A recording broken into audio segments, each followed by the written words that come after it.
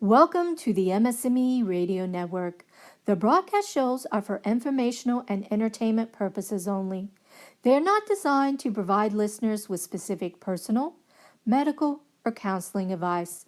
Individuals with a medical issue should always consult their healthcare provider. MS&Me is not responsible for content of individual shows. The views expressed by show hosts or the guests are their own. Enjoy the show. Hey y'all, and welcome to Straight Up with MS and all its crazy little circles here on MS and Me Radio, brought to you by the MS Global Support Network. I'm your host, Patty Long, and you can find me at MSNit for Life on Twitter, and I spell that MSENIT, the number 4, LIFE. And I gotta tell you guys, I love Twitter. It's instantaneous. There's not the drama of long posts. There's not the advertisements for fake stuff everywhere. And, I just really love Twitter. And I was on Facebook, and I will be again. I'm going to start a page. I'm just trying to figure out how. And I've got YouTube, but I haven't got any videos yet. And I don't have any videos yet because I had another little bitty emergency this week. And I'll call it a little bitty emergency because it's almost solved. Almost. The other day, or the other night, I went to sleep and woke up and my tooth was hurting. And then it was hurting more and more. And I couldn't sleep. The next morning, oh my gosh, it's like I had 3 jaws. And it was awful. The pain was awful. And the whole side of my face is swollen. It still is. But at least the swelling has come down a little bit so I can actually talk to you guys today. But this was the weirdest thing. And yet, even though it was so weird, I don't believe it's MS related. I've told y'all before that I determine based on the weirdness factor whether it's got to be MS or not, because MS is a bunch of weird stuff. I mean, let's face it. Nobody else has somebody, brush against their leg and then feels it for the next 30 minutes, even though nobody's standing there brushing against their leg. That's one of those weirdo sensations that I have. But sometimes we can have something really weird happen, like what happened to my tooth, and it not really be related to MS. Not often, but sometimes. And so when I got to the dentist, and these people were so great, it's ProGrin is who I went to, and I called them up and told them what had happened, and that my jaw was like huge and all this. And so they worked me in. I didn't even have to wait a day. They worked me in. So I get there and they x-rayed my tooth. There's no cavity in the top of my tooth. There's no cavity on the side of my tooth or even on the one next to it. No cavities. But yet I had this huge infection. And the roots of my tooth, of that particular tooth, were just holy. It looked like a sponge or something on the x-ray. And then when they pulled it and got it out of there and sucked out as much infection as they could, I saw the tooth. They showed it to me.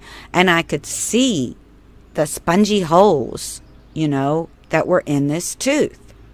How does that even happen? I thought you had to have a cavity before you could have something become that infected and have the roots become that bad. I thought it started with a cavity. But apparently it can happen, and it did to me because, I'm just weird like that. So, yeah, I wasn't sure that I was going to even be able to speak to you guys today. And, I really do my best. And I do mean that I do my best to never, ever leave y'all listening to a rerun. Now, I've had 2 since I started. And the last one was when I was sick with a horrible, horrible fever. And I did the recording and then forgot to send it in, because I thought I sent it in. I had it in the queue to send in, but then my computer went to sleep and it didn't send. So, and that's the kinds of things that those of us with MS just sort of get used to. Our plans don't always go the way we meant for them to. Sometimes they get blown completely out of the water. And it's because of that prior to this show, I made 0 plans. I didn't plan a single thing. I refused to, because if I did, then I'd have broken plans. But this show has encouraged me to make more and more plans. So this morning, I put up on Twitter that, today's recording day. And I hadn't even thought of a topic yet. And I'm sitting there racking my brains trying to think of something. And I'm flip-flopping here, there, and everywhere because I can't think of anything. So I'm like, well, maybe, nah, how about, nah. And I thought, oh my gosh, Twitter, come on, Twitter, that's what I need to do. I need to ask people on Twitter what they would like to hear about. And so I did. And you view it 11 space MS at playthrough 038 sent me a reply. And his reply was that we're not fish. And I forget exactly how he worded it because, we don't word things very well. And actually, I don't know if it's a he or a she. And that's another thing about Twitter. If you want to remain anonymous, you can. So this person had sent me, had replied to me and said we should talk about swallowing issues and MS because we're not fish and we don't have gills and I totally agree with him. This is an awesome topic. So for me, my swallowing issues started in between attacks. I had a very, very active and aggressive sort of disease going on. And when I say that, it was active, it was progressive, it was relapsing. So I had all of it. And in between attacks, I started having problems swallowing. Now, the doctor that I was seeing in town, he didn't really think that much of the problem. He said, well, you know, it looks okay to me. But it wasn't. It was not okay. And I knew that this was a problem. And it wasn't just that, when I was eating food or something, or it could be any time. I may not be eating anything. I may not be drinking anything.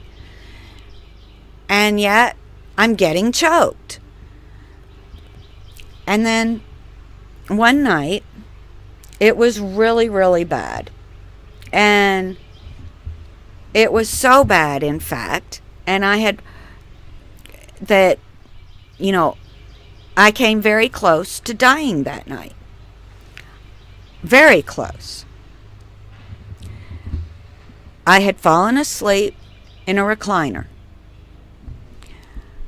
And so I was laid back in this recliner, snoozing away. And I woke up because I could no longer breathe. Somehow, I managed to get out of that recliner. Somehow, I managed to bounce off, and I do mean bounce off, walls in the hallway. And I fell in the bedroom door.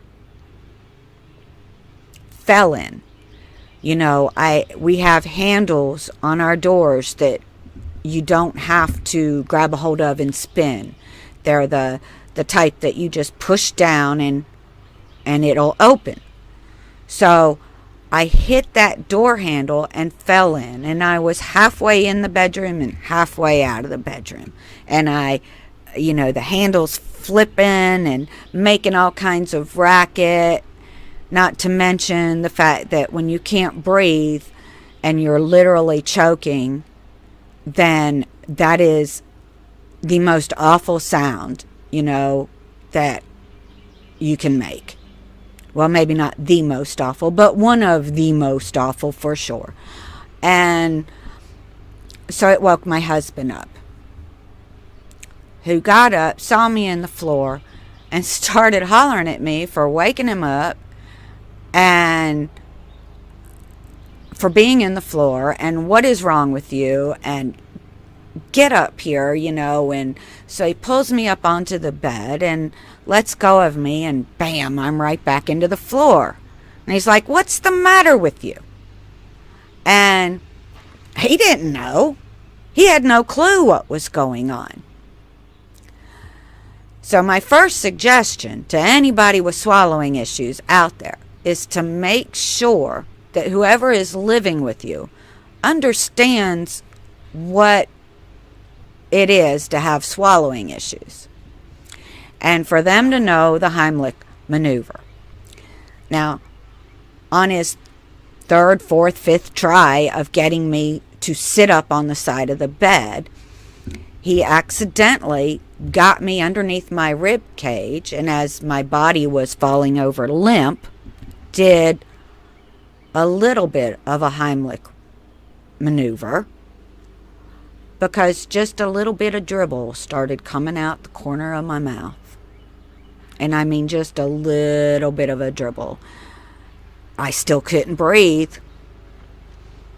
And when he says, "Oh, God," because here I have this little bit of dribble, and he reached around behind him to grab something to wipe my face off with, he let go of me. Guess what, y'all? I hit the floor again. So then he grabs me again. And it was after another 2 or 3 times that this stuff just started pouring out. And I mean, it poured. It was nonstop pouring out. And he was grabbing nightgowns and towels and everything else that was laying around us to try and catch all this stuff. I mean, it's like I had a gallon of saliva stuck in my throat that had not been going down. I had not been swallowing while I was sleeping. And I nearly died. I came very close that night to dying. I remember everything going black. I remember being a limp rag doll.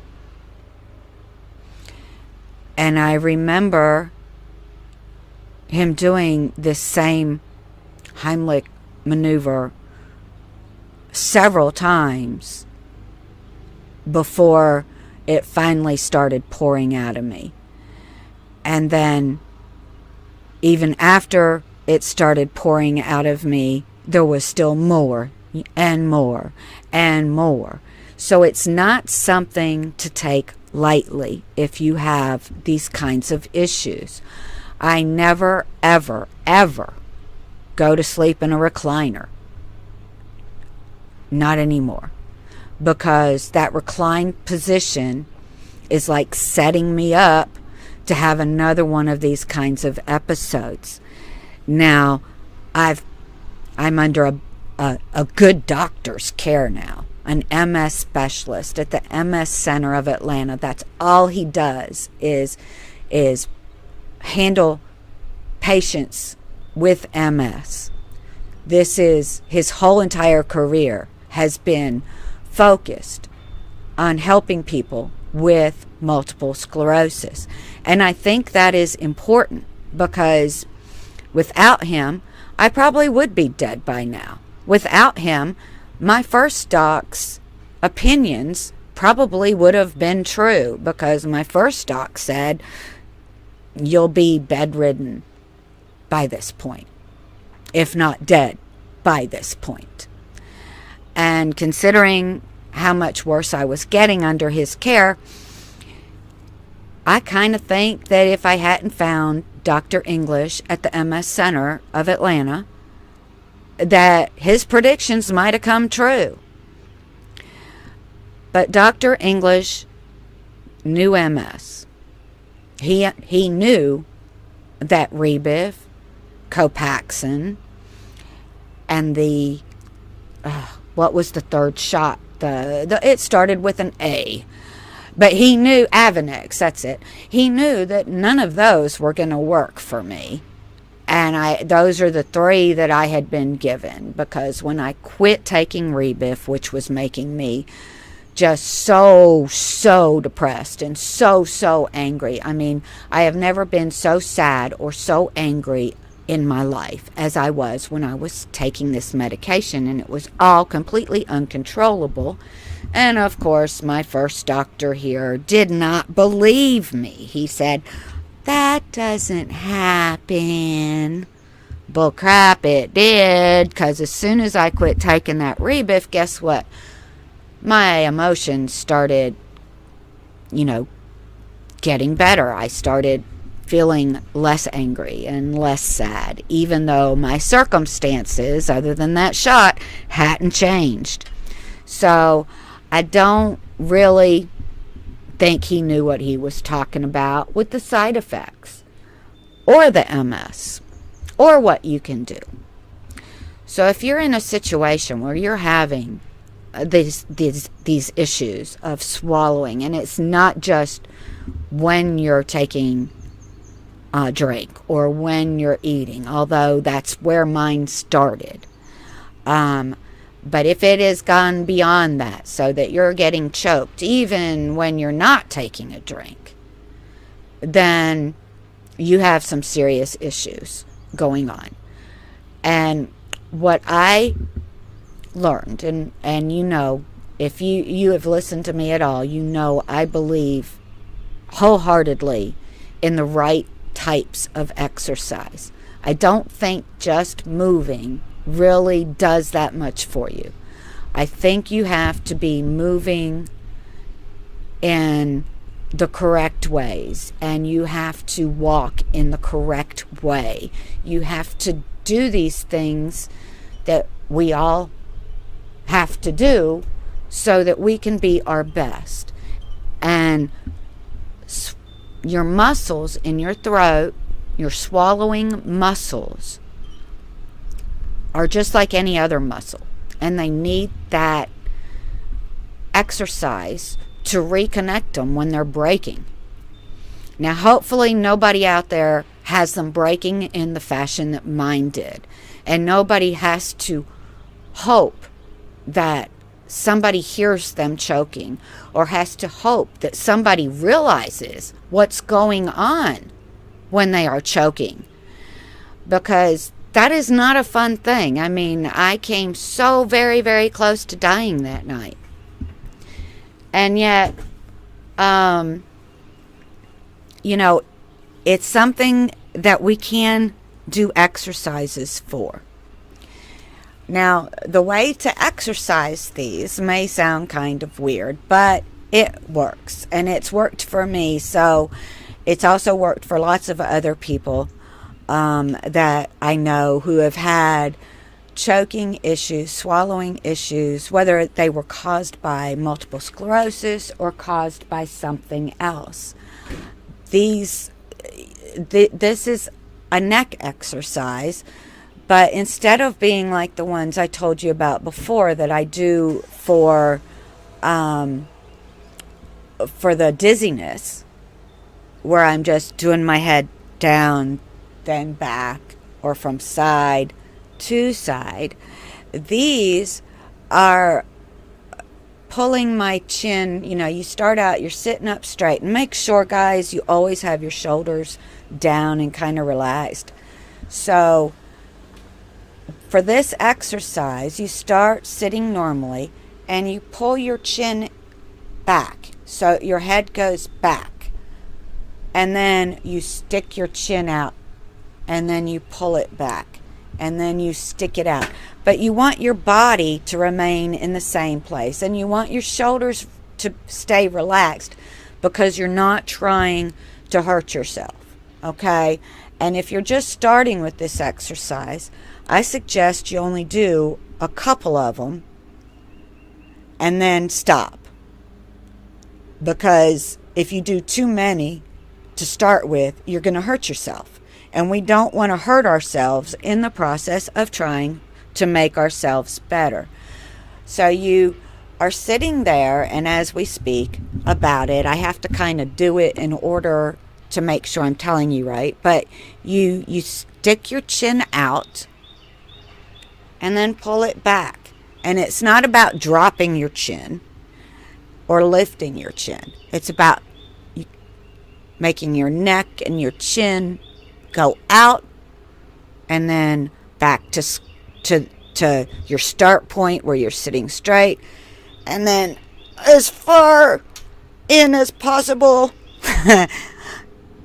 with your chin without making your shoulders and the rest of your body move. So it's only your chin and your head that moves a little bit, and mostly just your chin. And this is the exercise that I do for my swallowing muscles. Now, since meeting Dr. English and him putting me on a medicine that is actually working for me, a DMT that has stopped all forms of progression for me, has stopped all the relapses, has stopped all the activity. It's amazing what the right DMT can do for you.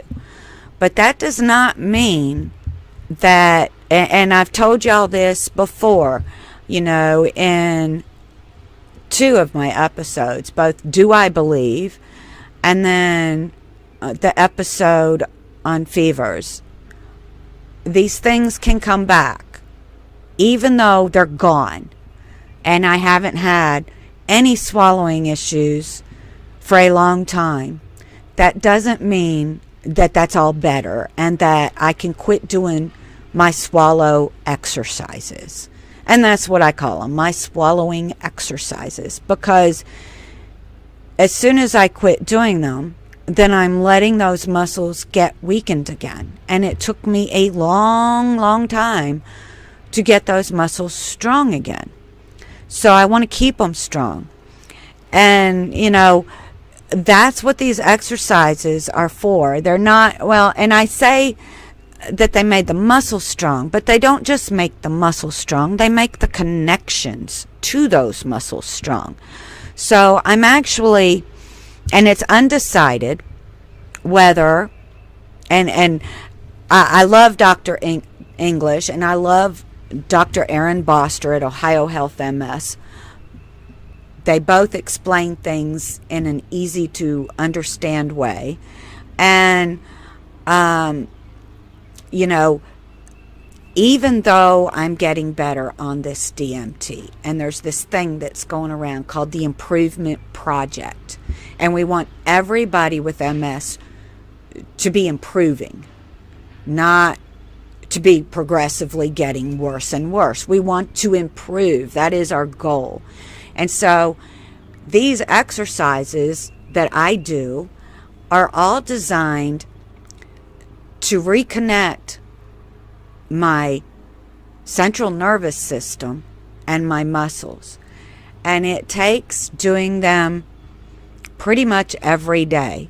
Now, yeah, I'm just like anybody else, and I slack off sometimes, or I get sick and I can't, or I had the operation and I couldn't, and that set me way back because I couldn't do anything for so long. But at the same time, if we do these things pretty much on a daily basis, and I've got some 60 to 80 different exercises, and I try to get in about half of those at least each and every day. And this is how I'm getting better, because I am, and my doc will tell you that he thinks a lot of it is just me. He calls it the you factor. And some may say I'm stubborn, others say I'm determined. And I definitely am both. I am very determined to not let this disease win. I am determined to prove my first doctor completely 100% wrong. And if he could see me today, I would just smile and laugh and say, you remember me? I'm not bedridden. I'm not even in a wheelchair. But I am having a life again. And that's what I want for you guys. So once my jaw doesn't look quite so bad and feels a little better, I do plan on getting these exercises put together, each one on a separate video. And just be really careful with your form, because I don't want anybody to hurt themselves. And of course my time is already up. But guys, I love you so much. And I don't want to see anybody going through what I did. So, try out the swallowing exercise. And it's a simple one. It's just your chin going forwards and backwards and forwards and backwards. And but just don't overdo it. So before I have to re-record, let me say goodbye. I love you. Y'all smile and love yourself. All of you, including your MS part. Y'all have a great day, and until next week, remember, enjoy it. Laugh a lot, laugh often, smile big. Bye now.